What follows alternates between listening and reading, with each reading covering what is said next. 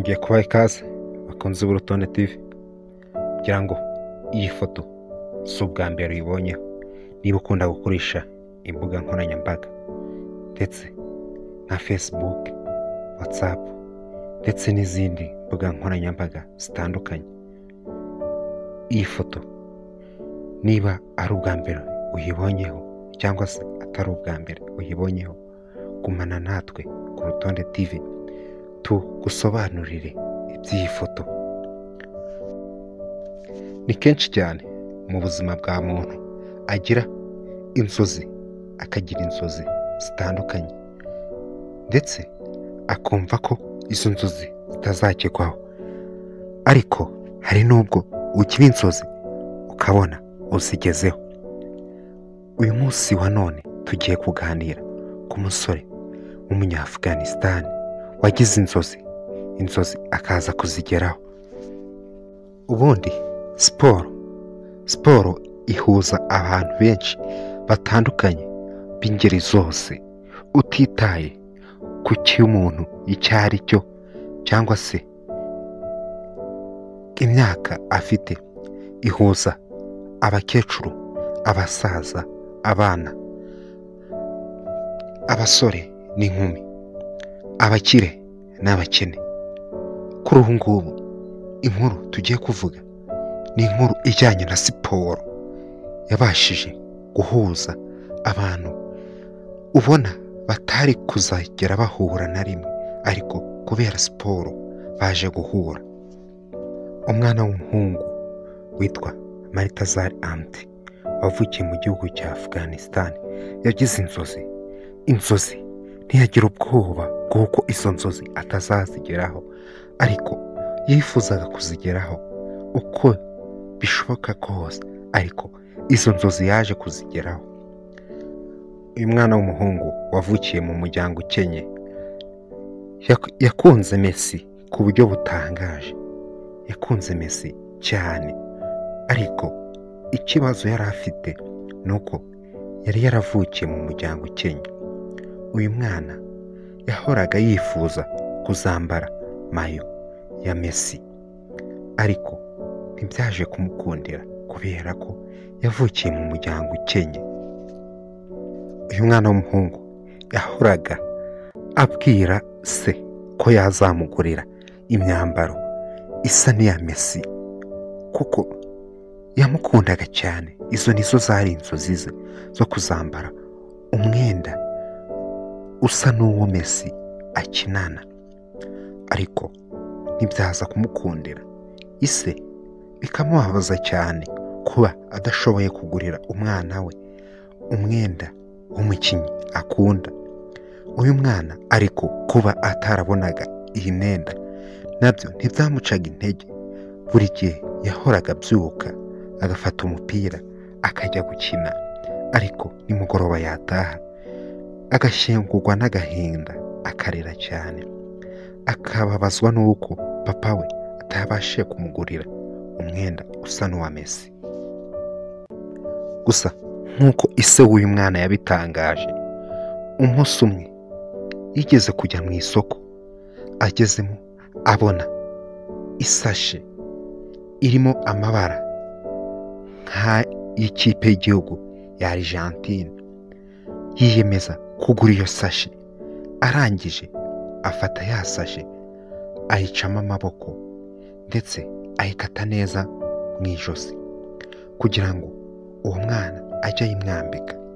Icyo gihe yayizaniye wa mwana amwandikiraho n'amazina ya Messi, ashyiraho na nimero 10. Uyu mwana amaze kubona iyo sashe yarishimye cyane, agira ibyishimo bidasanzwe. Abana be iwabo bose babona ko afite ibyishimo koko bidasanzwe. Uyu mwana yari afite imyaka 5. Icyo gihe yakomeje kugira ibyishimo bidasanzwe, ariko uyu mwana agakomeza kujya akina umupira nk'uko byari bisanzwe. Uyu mwana kubera ibyishimo yagize, hari mukuru we waje kumufotora, arangije afata ifoto yafotoye ayishyira ku rubuga rwe rwa Facebook. Abantu benshi bakunda iyi foto cyane, bakagenda bayoherezanya batangajwe n'iyo foto y'uwo mwana wambaye sashi yanditseho Messi. Uyu mwana kubera iyo foto ukuntu bagendaga bahererekanya, abantu benshi bagenda bayiteraho like, bayikunda cyane. Yaje guhererekanwa igera ahantu henshi, gusa iyi foto nta muntu wari uzi ko izagera muri mudasobwa ya Lionel Messi cyangwa se muri telefone ya Lionel Messi, ariko umunsi umwe yaje kumugeraho. Abantu benshi bagiye bagaragaza urukundo bafitiye uwo mwana, ndetse bifuza no kuzamugurira mayo isa n'iya Lionel Messi. Abakunzi ba Lionel Messi bose bashakishije uwo mwana kugira ngo barebe ko bamugurira mayo imeze nk'iya Lionel Messi, ariko ntibyaje kubakundira kuko kubona uwo mwana byari bigoye cyane, kubera ko abasizeho iyi foto ntabwo bigeze bashyiraho aderese y'uwo mwana aho aherereye, ndetse abantu benshi bajyaga bamubona ntibabashe gusobanukirwa mbese aho bamusanga. Abantu benshi bagiye bakajya biyitirira uyu mwana, ariko bitari byo. Uyu mwana igihe kimwe nyirarume yari arimo asoma mu bitangazamakuru, abona umugabo witwa David watangaje mu gitangazamakuru ko ashaka kubona uyu mwana akamugurira mayo ya Lionel Messi. Arangije n'icyo gitangazamakuru, uwo nyirarume yaje guteramo comment abarangira neza aho uwo mwana aherereye. Uyu mugabo David byaramushimishije cyane kuba amenya aho uwo mwana aherereye.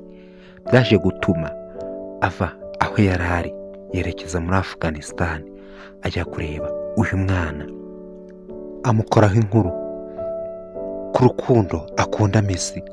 Messi byaje kumugeraho abona urukundo uwo mwana amukunda, bituma nawe bimushimisha cyane, bituma amwoherereza mayo ebyiri zivuye kuri Lionel Messi. Yamwohereje mayo imwe ya FC Barcelona, amwohereza indi mayo ya Argentine, yose yanditseho amazina Messi.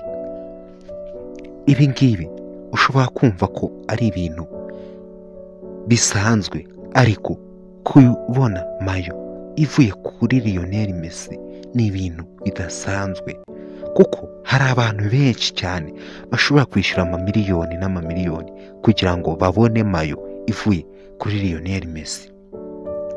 Ibi ngibi ariko uyu mwana nubwo yari amaze kubona izi mayo ziturutse kuri Lionel Messi, byaramushimishije, ariko ntibyamushimisha cyane kuko yakomeje kugira inzozi zo kuzahura na Lionel Messi bakabonana amaso ku maso.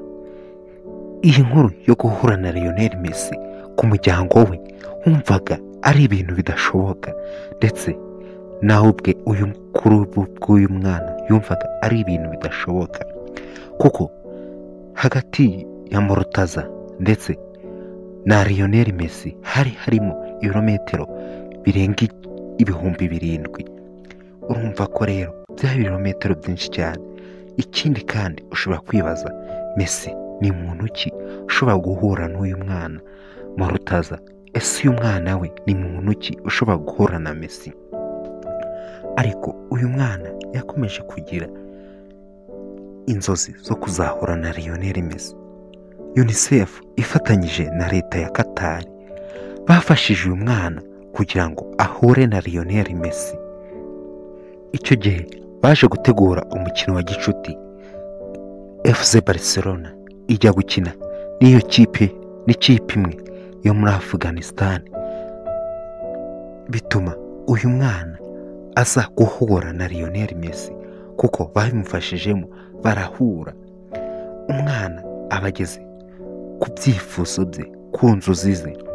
Nawe rero niba ujya ugira ibyifuzo, inzozi zitandukanye, ntukajye ucika intege, jya ukora cyane ubiharanire, umunsi umwe uzabigeraho nk'uko uyu mwana Marutaza yageze ku nzozi ze aho yifuzaga guhura na Lionel Messi.